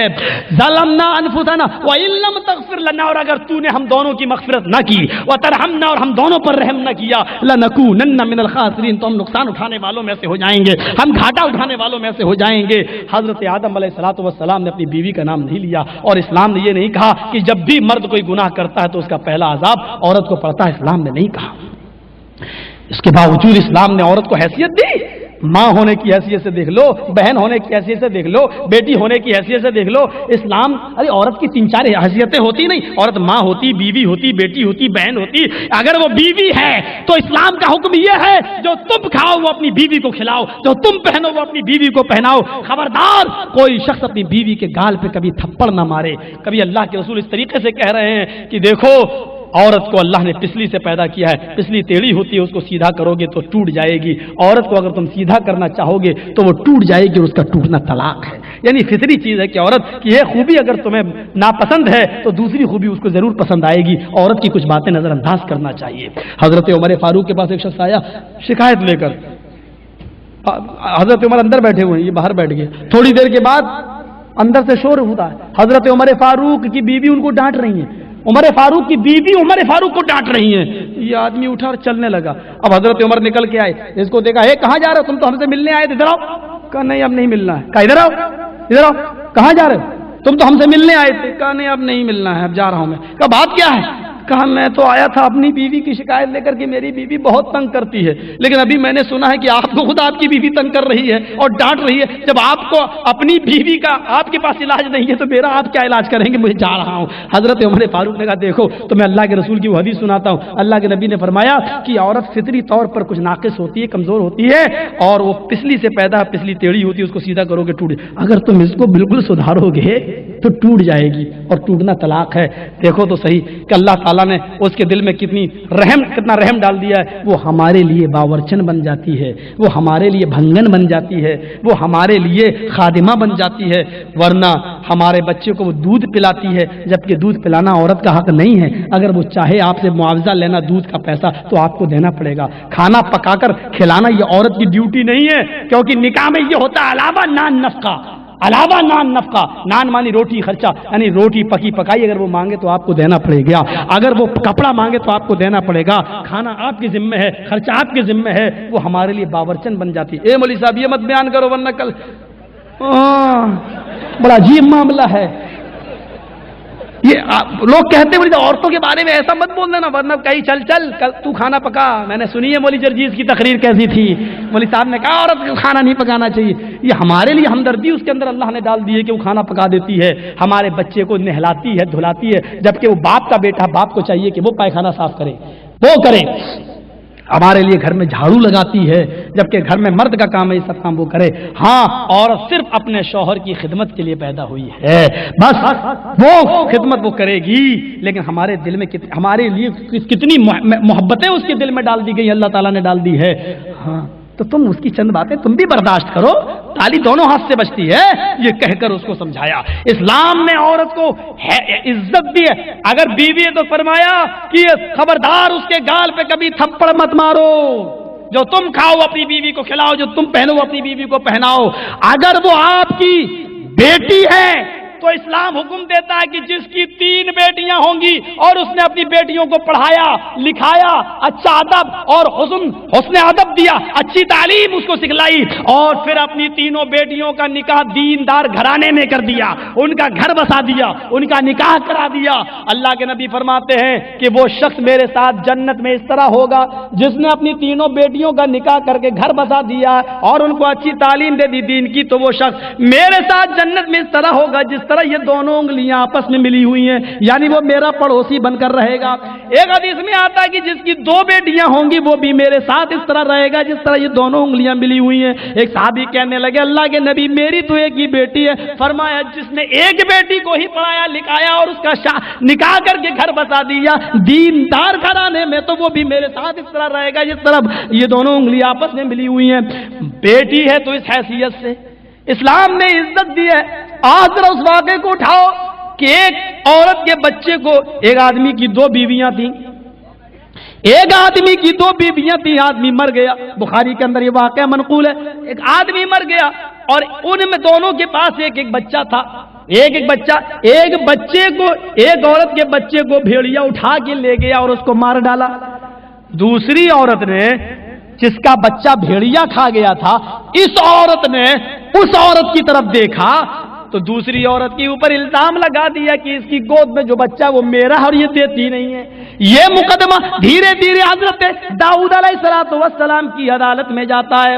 हजरत दाऊद अलैहिस्सलाम ने जब दोनों की गुफ्तगू को सुना तो आपको उस औरत की बात और उसकी दलीलें ज्यादा मजबूत नजर आई, जिसका बच्चा जो दावा कर रही थी ये मेरा, हालांकि वो बच्चा उसका नहीं था, लेकिन एक होता है चर्ब जबान, जो अपनी जबान को बोलता चला, चर्ब जबानी की वजह से उसने दाऊद अलैहिस्सलाम को ऐसा समझाया कि दाऊद अलैहिस्सलाम ने फैसला ये कर दिया कि ये बच्चा इसको दे दे, ये बच्चा इसको दे दे, ये बच्चा इसी का, हालांकि वो उसका बच्चा नहीं था। वो बच्चा पाकर खुश हो गई, लेकिन ये जिसका बच्चा था उसकी गोद से जब गया तो कहती है आए दाऊद ये बच्चा मेरा, आपका फैसला सही नहीं है। दाऊद ने कहा कि तू जवाब सही नहीं दे पा रही, दलाइल उसके मजबूत है, लिहाजा ये बच्चा उसी का, फैसला कर दिया गया। एक दिन आया कि ये दोनों औरतें आमने सामने हुई और दोनों लड़ने लगी, वो उसके बाल पकड़ती, वो उसकी चोटी पकड़ के खींचती का ये बच्चा मेरा, मुझे दे दे। आखिरकार ये मुकदमा फिर हजरत दाऊद अलैहिस्सलाम के पास आया। लिहाजा हजरत दाऊद अलैहिस्सलाम ने कहा अच्छा ठीक है, कभी मैं फैसला करता हूं, लाओ छुरी लाओ। कहा जिस औरत ने का बच्चा था उसने कहा छुरी क्यों मंगाई जा रही है? कहा कि तुम कह रही हो मेरा, ये कह रही है मेरा, लिहाजा इस बच्चे को मैं बीच से काट देता हूं, छुरी से मैं आधा आधा काट देता हूं। बुखारी के अंदर ये वाक़या मनक़ूल है कि काट देता हूं, उसका एक टुकड़ा मैं तुझे दे देता हूं और एक टुकड़ा मैं तुझे दे देता हूं। ये सुनकर जिसका बच्चा नहीं था वो हंसने लगी, लेकिन जिसका बच्चा था وہ چیختے ہوئے کہتی ہے کہ اے داؤد یہ بیٹا میرا نہیں ہے، یہ اسی کا بچہ ہے، اسی کو دے دو، یہ میرا بیٹا نہیں ہے، میں جھوٹ بول رہی ہوں، یہ بچہ میرا نہیں ہے، اسی کا ہے، اسی کو دے دو۔ یہ کہہ کر وہ نکل کے چلی آئی۔ اس عورت نے اس بچے کو اٹھایا۔ حضرت داؤد نے کہا اے عورت اس بچے کو میرے حوالے کر، تیرے ہونٹوں کی مسکراہٹ نے اور اس عورت کے جھوٹ نے آج مجھے یہ بتا دیا کہ یہ بچہ تیرا نہیں ہے، کیونکہ جب میں نے اس کو کاٹنے کا حکم دیا تھا تو تو مسکرا رہی تھی، لیکن جس کا حقیقی سچا بیٹا تھا اس کی آنکھوں میں آنسو تھے اور وہ جھوٹ بول کے چلی گئی، یعنی اس کو یہ خطرہ ہوا کہیں بیٹا کٹ نہ جائے، ارے میرے پاس نہ رہے اسی کے پاس رہے، لیکن کم سے کم زندہ تو رہے گا۔ کہا یہ بیٹا میرا نہیں، اسی کا ہے، اسی کو دے دو، یہ اسی کا بچہ ہے، میرے حوالے کر۔ داؤد علیہ السلام نے اس سے وہ بچہ لیا اور اس کے گھر گئے اور اس عورت سے کہا لو یہ بیٹا تمہارا ہے، میں نے تو چھری اس لیے منگائی تھی تاکہ میں دونوں میں سے تجربہ کر کے دیکھوں کہ اس میں سچا یہ بچہ ہے کس کا اور اس کا حقیقی مالک کون ہے، لہذا تو ہی ہے، اور تیرے جھوٹ نے مجھے بتا دیا ہے، تیرے دل کی گہرائیوں سے نکلی ہوئی آواز نے مجھے بتا دیا کہ یہ بچہ تیرا ہے، تو اس کو پکڑ دے دیا۔ یہ بیٹے کی محبت ہے، بیٹی کی۔ یہ میرے بھائیو اسلام عورت کو یہ عزت دیتا ہے کہ بیٹی ہے تو یہ عزت، مقام دیکھیے، اگر آپ کی وہ بیوی ہے تو یہ عزت، بیٹی ہے تو یہ عزت، اور اگر ماں ہے تو یہ عزت و سربلندی دی ہے کہ الجنت تحت اقدام الامہات، اگر تمہیں جنت تلاش کرنا ہے تو جنت ماں کے قدموں کے نیچے تلاش کرو، اپنے ماں کی خدمت کر کے اپنی جنت کو حاصل کر لو۔ میرے بھائیو یہ اسلام نے عورت کو عزت دی ہے۔ عورت کو ذرا تصور کیجیے، حضرت عائشہ جب اپنے کان لگا رہی تھی تو پہلے بعد میں بتایا کہ اللہ کے رسول نے میرے کان میں یہ کہا تھا کہ عائشہ اللہ تعالیٰ نے تمہیں جنت کی تمام عورتوں کا سردار بنا دیا، تمام عورتوں کا سردار بنا دیا۔ ذرا غور کیجئے کہ یہ عورت کو ایک عزت دی جا رہی ہے کہ تمام عورتوں کا سردار بنا دیا گیا، جنت کی تمام عورتوں کا سردار۔ یہ بلندی، یہ عزت، یہ شرافت، یہ مقام، یہ مرتبہ اگر کسی میں ہے عورت کی عزت و مقام تو وہ اسلام نے دیا ہے۔ ان تمام چیزوں کے ساتھ ساتھ اسلام نے عورت کی عزت و ناموس کی حفاظت کے لیے اس کو پردے کا بھی حکم دیا ہے۔ پردہ تو میں نے کبھی بتایا تھا کہ ہندو دھرم کے اندر بھی پردہ ہے، اب میں اس واقعے کو دہراؤں گا نہیں، اس واقعے کو میں دہراؤں گا نہیں۔ میں اتنا ضرور بتانا چاہتا ہوں کہ رام چندر جی کے بھائی لکشمن نے بھی سیتا کا چہرہ نہیں دیکھا، اور جب ان سے پوچھا گیا تھا کہ کیوں نہیں دیکھا تو کہنے لگے وہ میری بھابھی ہیں، میں نے یہ میری بھابھی ہیں، میں کون ہوتا ہوں ان کے چہرے پہ نظر ڈالنے والا، میں نے تو ان کی پائل کو دیکھا ہے، اور میں نے ان کے کان میں پہننے والی بالی کو دیکھا ہے، میں نے ان کی چوڑیوں کو دیکھا ہے، میں نے ناک میں پہننے والی نتھنی کو میں نے دیکھا لیکن پہچان نہیں سکتا کیونکہ یہ میری بھابھی سیتا چہرے میں پہنتی تھی ناک میں، اور میں نے آج تک چہرہ نہیں دیکھا۔ تو یہ پردہ ہے، یہ پردہ۔ اور ایت الحمو یا رسول اللہ، اے اللہ کے رسول دیور کے بارے میں آپ کا کیا خیال ہے؟ تو اللہ کے نبی نے فرمایا الحمو الموت، دیور تو بھابھی کے لیے موت ہے۔ پردہ ہے اسلام کے اندر، اور یہ عورت کی عزت و ناموس کی حفاظت کے لیے۔ دیور سے بھی پردہ ہے، وہ واقعہ آپ اٹھا کے دیکھ لیجئے گا، وہ کیسٹ ہماری منگا کر، جس میں میں نے سعودی عرب کا ایک واقعہ میں نے بتایا تھا، جب وہ آدمی کا ٹیسٹ ہوا تھا نا، ڈی این اے ٹیسٹ، تب پتا چلا یہ تیرا بیٹا نہیں ہے۔ وہ عورت بار بار کہتی جا رہی تھی، تب اس نے کہا کہ عورت نہیں میرا، یہی میرا شوہر ہے، یہ اسی کا بیٹا۔ ڈاکٹر نے کہا رہے وہ تو اس کا بیٹا نہیں، ڈی این اے ٹیسٹ بتا رہا ہے یہ اس کا بچہ نہیں ہے، نہیں بچے کا خون اس کا خون نہیں، بالکل نہیں، تو جھوٹ بول رہی ہے۔ کہا نہیں اسی کا بیٹا۔ ارے یہ تو باپ بننے کے لائق ہی نہیں ہے۔ تب یہ کہتا کیا ڈاکٹر صاحب یہ تو صحیح ہے کہ یہ بیٹا میرا نہیں ہے، لیکن یہ کیا کہہ رہے ہو آپ میں باپ بننے کے لائق نہیں ہوں؟ کہا نہیں تمہارے ٹیسٹ میں تو یہی آیا کہ تم باپ نہیں بن سکتے۔ نہیں میرے تو 6 بچے ہیں۔ کہا 6 بچے؟ دوبارہ ٹیسٹ کیا، کہا سوری آپ باپ بننے کے لائق نہیں، آپ چاہے کچھ کہیے 6 بچے۔ جدہ، ریاض، تمام ہر جگہ سے خون کی رپورٹ جب سامنے آئی تو ہر جگہ سے یہ رپورٹ آیا کہ اس کے اندر باپ بننے کی صلاحیت نہیں ہے۔ اب اس نے فائل اٹھائی اور ٹیکسی کو چلانا شروع کیا۔ میں باپ بننے کے لائق نہیں، میرے تو 6 بچے ہیں۔ اگر میں باپ بننے کے لائق نہیں تو یہ ڈاکہ ڈالا کس نے میرے گھر میں؟ یہ خیانت کی کس نے؟ گھر گیا، ٹیکسی کھڑی کی، اپنی بیوی نے کہا آج بہت جلدی آ گئے، کیا بات ہے؟ اٹھائی چپل، تال تال، ارے کیوں مار؟ تال تال 20 ماری، مشکل سے قبولتی ہے، کیا کہتی ہے؟ شوہر صاحب یہ صحیح ہے کہ بچے آپ کے نہیں ہیں؟ یہ تو مجھے معلوم ہے میرے نہیں، یہ بتا ہیں کس کے؟ اس کی رپورٹ کرنے جاتا ہوں میں، اس کو سزائے موت ہوگی، جلدی بتا ہے کس؟ کہا کہ یہ ڈکیتی ڈالنے والا کوئی اور نہیں، وہ آپ کا چھوٹا بھائی ہے۔ جو 20 سال سے میرے ساتھ اسی گھر میں رہ رہا ہے اور آپ کے ساتھ رہ رہا ہے. اب اس واقعے کو اٹھاؤ. ورائی تلحم و یا رسول اللہ، اے اللہ کے رسول دیور کے بارے میں آپ کا کیا خیال ہے؟ کہا الحم الموت، دیور تو موت ہے، اور دوسروں کو موت نہیں کہانی، تھوڑا بہت پردے میں کمی ہو جائے چل جائے گی، لیکن دیور کو موت کہا ہے. کتنا صحیح ہے جملہ. اب یہ اتر رہا ہے، اب اس پر فٹ کر کے دیکھیے. وہ ایک شوہر تھا نا اپنی بیوی سے، میں آفس میں جاتا ہوں، مجھے لگتا ہے کہ تم میری غیر موجودگی میں کسی سے ملتی ہے. کیسے آدمی ہو؟ میرے پر شک کر نہیں، شک نہیں کر رہے ہیں، فلاں جگہ چلنا پڑے گا، پہاڑ کے اوپر دیوی کے اوپر ہاتھ رکھ کے قسم کھانا. وہاں بہت بڑے بڑے لوگ جاتے تھے اور جھوٹی قسم نہیں کھاتے تھے، وہ جانتے تھے جھوٹی قسم کھائیں گے کل تک زندہ نہیں رہیں گے، کوئی آفت آ جائے گی. کہا اچھا ٹھیک ہے، تو آج نہیں کل چلیں گے. اب اس نے اپنے آشنا کو کہہ دیا، دیکھو کل میرا شوہر دیوی کی قسم کھلوانے کے لیے جا رہا ہے اور تم میرے پاس آتے ہو، اس کو پتا چل گیا ہے، اور کل دیوی کی قسم میں جھوٹی نہیں کھا سکتی ہوں، تم گدھا لے کے آ جانا، میں سواری کرنے لگوں گی، باقی کام میں سنبھال لوں گا، قسم جھوٹی نہیں کھانا، سچی کھانا ہے. اچھا ٹھیک ہے. اب وہ پہنچ گیا گدھا لے کر. اب یہ کہنے لگی دوسرے دن، اتنا اوپر کون چڑھے گا، اس گدھے کو کرائے پہ کر لیجئے نا، یہ گدھا والا لے کے چلے گا اوپر. ساڑی اس نے باندھ رکھی تھی، کہا چلو ٹھیک ہے کہ چلتا. گدھے کو کرائے پہ کیا، وہ چلنے لگا، تیار ہو گیا. شوہر آگے آگے، بیوی گدھے پہ بیٹھی اور گدھے والا لے کے چل رہا. پہلے زمانے کی عورتوں نے تو صرف گدھا بنایا تھا، گدھے والا بنایا تھا، گدھے والا بنا. آج کی ہماری عورتیں تو گدھا بنا دیں گی اپنے شوہروں کو. آپ دیکھتے چلیے، لے کے چل رہا. اب شوہر بیوی نے دیکھا بالکل قریب آ گئی دیوی، تو جیسے ہی اوپر سے گری، گدھے سے جان بوجھ کر گرتی ہے اور اس حساب سے گرتی ہے کہ ساڑی کو یہاں سے پکڑا اور ایسے گری اور ساڑی کو اٹھاتی چلی گئی ابھی اپنا سطر کھولنے کے لیے. کہتے آ گرے، ایسے کر کے جو گری تو اس نے پورا سطر اپنا کھول لیا، ساڑی یہاں تک. اب اس نے دیکھا گدھے والے کی نظر بھی پڑ گئی، شوہر کی نظر بھی پڑ گئی. کہے جلدی، وہ آیا جلدی سے، شوہر کہیں لگی تو نہیں. جلدی سے اس نے ساڑی والی نیچے کی، شوہر نے لگی تو نہیں، کرنا نہیں، ٹھیک ہے ٹھیک. اب وہ دیوی کی پر ہاتھ رکھ کے کہتی ہے، میں اپنی اس دیوی میاں کی قسم کھا کے کہتی ہوں کہ آج تک میرے اس ننگے جسم کو آپ کے اور اس گدھے والے کے علاوہ کسی نے نہیں دیکھا.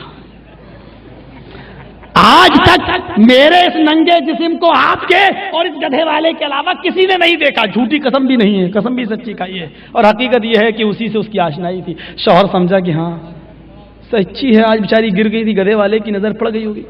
ٹھیک ہے کوئی بات نہیں بیوی، میں نے، مجھے معاف کر دو. بنا دیا نا گدھے والا، بنا دیا نا. بہت برا. میرے بھائیوں، آپ تو آفسوں میں رہتے ہو، اپنی بیویوں پر کنٹرول کرو، اپنی بیٹیوں پر کنٹرول کرو، اور یقین نہ آئے تو پھر وہ حدیث اٹھا لو. نہیں کر سکتے ہو تو رسول، کائنات جھوٹی ہو سکتی ہے لیکن محمد کا فرمان نہیں. جس کی ماں، جس کی بہن، جس کی بیٹی، جس کی بیوی بے پردہ گھومتی ہے وہ دیوس ہے. دیوس ہے. دیوس کا اردو میں ترجمہ ہوتا ہے بھڑوا ہے. اور بھڑوا کس کو کہتے ہیں بتانے کی ضرورت نہیں. جس نے اپنی ماں، بہن، بیٹی کو، بیوی کو طوائفوں کے چکلے پہ بٹھا دیا ہو اور ان سے غلط کام کراتا ہو اور اس کی کمائی کھاتا ہو، اس کو کہا جاتا ہے بھڑوا. جس کی ماں، جس کی بہن، جس کی بیٹی، جس کی بیوی بے پردہ گھومتی ہے وہ دیوس ہے، وہ بھڑوا ہے.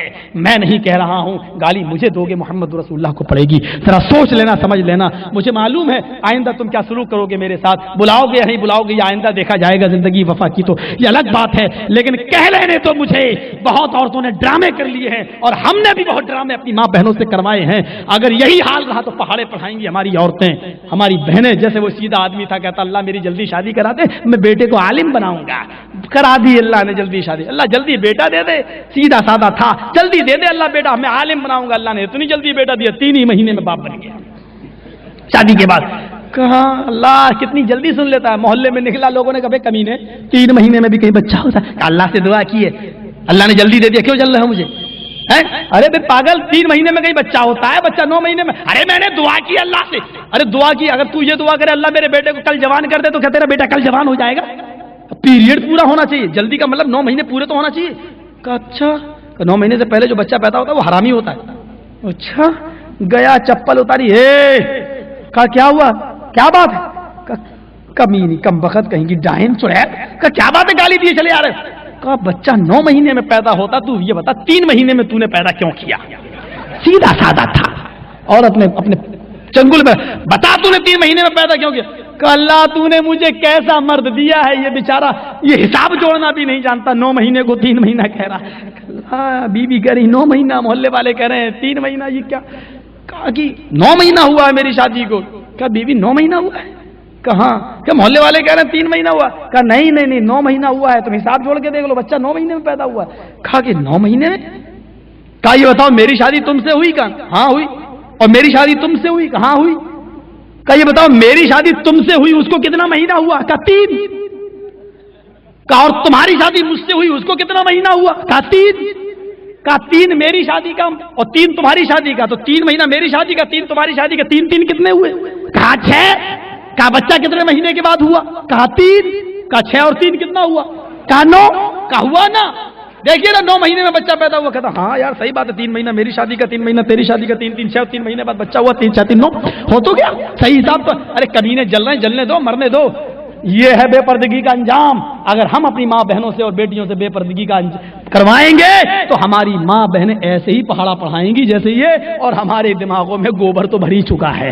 عورتوں کو اتنی آزادی دے رکھی ہے ہم نے کہ گھر کا سارا کام تو وہ سنبھالتی ہی ہے، آج مارکیٹ کا، بچوں کو اسکول پہنچانے کا اور دوسرے کام بھی آج کل ہماری عورتیں ہی سنبھال رہی ہیں۔ میرے بھائیوں ایسا نہ ہو کہ آپ سے کہہ کے جا رہی ہوں سہیلی کے پاس جا رہے ہیں، انکوائری کرو کہیں سہیلا کے پاس نہ جا رہی ہوں، انکوائری کرو، اسلام کی تعلیمات سے بغاوت اگر کرو گے تو میرے بھائیوں کہیں سکون نہیں ملے گا۔ اس بار امریکہ کا ریکارڈ دیکھ لو، 5 لاکھ لڑکیاں شادی سے پہلے مائیں بن گئی ہیں۔ 5 لاکھ لڑکیاں شادی سے پہلے مائیں۔ اسلام کے اندر بہت ہی زیادہ عورتوں کی عزت و احترام ہے، اور اسلام عورت کی عزت و احترام اسی وقت محفوظ رہے گی جب وہ پردہ کرے گی۔ ہم اللہ سے دعا کرتے ہیں کہ الہ العالمین تو ہماری خطاؤں کو معاف فرما دے، ہمارے گناہوں کو بخش دے، ہمیں ہر نوعیت سے محمد رسول اللہ صلی اللہ علیہ وسلم کے نے جو جس ڈپارٹمنٹ میں ہماری رہنمائی فرمائی، ہمیں ان تمام ڈپارٹمنٹ میں توفیق حاصل کرنے کی توفیق عطا فرما، عمل کی توفیق عطا فرما۔ وآخر دعوانا ان الحمدللہ رب العالمین۔ حضرات یہ وہ کتابیں ہیں جو کل میں نے اعلان کی تھی، جس صاحب کو لینا ہو وہ یہاں آ کے لے سکتا ہے، اچھی کتابیں ہیں، علمی کتابیں ہیں، آپ ان کو پڑھیے اور ان کو آپ لے سکتے ہیں۔ السلام علیکم۔ Please subscribe my channel and share. Thank you.